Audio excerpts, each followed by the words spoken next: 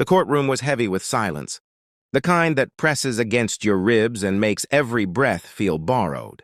The fluorescent lights hummed faintly above polished wooden benches filled with spectators who had already made up their minds. At the center stood a young Latina woman, small in stature, calm in posture, her wrists trembling just enough to betray that she was human. She had been accused of falsifying documents in multiple countries, of manipulating systems in languages no one believed she truly understood. The prosecution painted her as a fraud, a pretender hiding behind confidence and charm. When the judge, stern-faced and visibly impatient, asked her if she had anything to say in her defense, she lifted her chin slightly and spoke with a steady voice. Hablo 24 idiomas. A wave of murmurs rippled across the courtroom. The judge leaned back in his chair, raised an eyebrow, and then laughed. An open, dismissive laugh that echoed sharply against the marble walls. 24 languages? He repeated, barely concealing his amusement. To him, she was another exaggerated claim wrapped in bravado. To the jury, she was a young woman grasping at straws. But she did not flinch. Instead, she requested permission to address the court in any language they chose. The laughter grew softer, replaced by curiosity. The judge, still smirking, gestured toward the international observers seated at the back, diplomats, translators, legal experts from various countries, who had been called due to the cross-border nature of the case. Very well, he said sarcastically. Let's test this miracle. A French observer stood and asked her a complex legal question in rapid French. She responded fluently, her accent precise, her vocabulary sophisticated. The smirk on the judge's face tightened. A German delegate followed, then a Mandarin-speaking analyst, then Arabic, then Russian.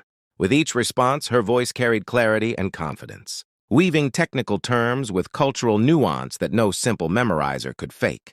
The room grew still, not the heavy silence of doubt, but the electrified quiet of disbelief. The judge's fingers, once tapping lazily on his desk, had now stopped completely. His laughter had vanished. Within seconds, the courtroom that had been prepared to witness her humiliation was now witnessing something extraordinary. Yet her greatest defense was not the languages themselves. It was what she did next. She explained how each document she was accused of falsifying was actually mistranslated by automated systems that failed to grasp regional dialects and legal idioms. She demonstrated the errors live, shifting between languages seamlessly, exposing how assumptions and shortcuts had twisted the narrative against her. Every sentence dismantled the prosecution's argument piece by piece. The same judge who had laughed moments before now leaned forward, eyes wide, realizing that he was not presiding over a fraud, but over a prodigy whose intelligence had been underestimated because of her background, her accent, and her youth. The spectators who once whispered began watching with admiration. In that pivotal moment, the shock was not just about her linguistic talent. It was about the dangerous cost of prejudice. And if this story is already igniting something inside you, if you believe in the power of resilience and hidden potential, make sure you subscribe to this channel. Because stories like this are reminders that brilliance often walks into rooms where it is least expected. And we are only getting started. The tension in the courtroom shifted from skepticism to revelation, but her journey to that moment had not been effortless. She had grown up in a small apartment above a grocery store, where languages were not trophies but survival tools. Her mother cleaned offices at night and spoke Spanish at home. Her neighbors argued in Portuguese. The television aired English news. The elderly couple downstairs spoke Italian. The streets blended accents like a living orchestra. While other children played video games, she collected words. She wrote them in notebooks, studied their rhythms, mimicked their melodies. She discovered that language was more than grammar. It was access. Access to opportunities, to stories, to systems of power.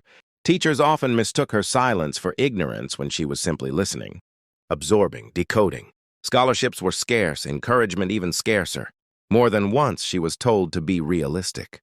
More than once doors were gently closed before she could prove herself.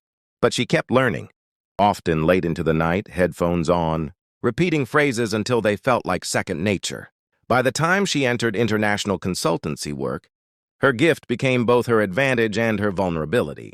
She could negotiate contracts across borders, interpret high-level discussions without missing nuance, and detect when a single misplaced word could change the meaning of an agreement. Yet when disputes arose, powerful individuals found it easier to question her credibility than admit their own oversight. The accusation that brought her to court was born from such a moment. When she pointed out inconsistencies in multilingual documentation that threatened to cost millions, instead of correcting the mistake, they attempted to silence the messenger. And so she stood there that day not only defending herself, but defending every underestimated voice that had ever been dismissed with a laugh. As the judge reviewed the live demonstrations of translation errors she exposed, the prosecution's confidence crumbled. Expert witnesses confirmed her analysis. Technical specialists verified her corrections. What began as a spectacle turned into a masterclass. Finally, the judge cleared his throat. His earlier laughter now a distant memory. He acknowledged the court's oversight and dismissed the charges due to insufficient and flawed evidence. The gavel struck, but the real impact was deeper than the sound.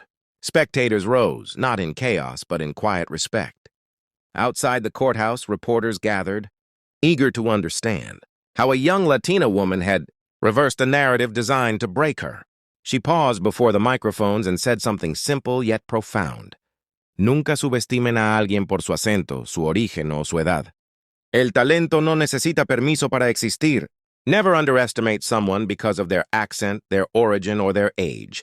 Talent does not need permission to exist. Her story traveled far beyond that courtroom, inspiring students, immigrants, dreamers, and anyone who had ever been laughed at for daring to claim their abilities. And now, as you reflect on her journey, remember this.